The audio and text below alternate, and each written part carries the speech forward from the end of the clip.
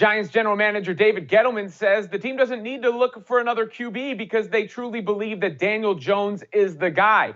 That comes on the heels of the Eagles expressing confidence in Jalen Hurts as their QB moving forward. I'm Robin Lundberg here with Bill Enright. And Bill, between those two, who would you rather have? And to me, this is a tough one because I actually believe in Daniel Jones's ability. He's shown a lot of flashes of talent. I think he was Pro Football Focus's highest graded QB on throws 20-plus yards down the field last year. He can run a little bit, but he keeps making these crippling mistakes. Meanwhile, I trust Jalen Hurts a little bit more, but I don't know if he has the full skill set as a quarterback quite yet. What do you think?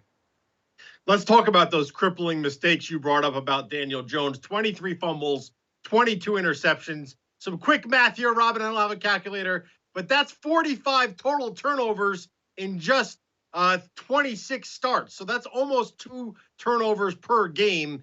And you can't turn the ball over that much and expect to put your team in a position to win. So that's one of Daniel Jones' biggest faults right now. He has to protect the football. 24 touchdowns as a rookie, that's pretty impressive. But then only 11 in his second season.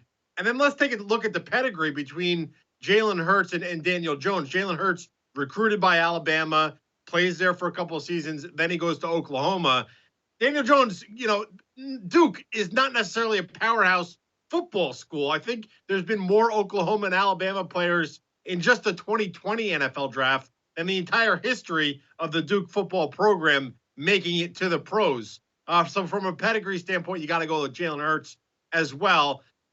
It's a small sample size for Jalen Hurts. That's the only problem. We've seen 2 seasons of Daniel Jones, only about 6 games for Jalen Hurts. But to me, I'd rather have Jalen Hurts as my quarterback right now, just based on that small sample size and the pedigree of what we know from him as an athlete and coming out of 2 powerhouse programs in Alabama and Oklahoma.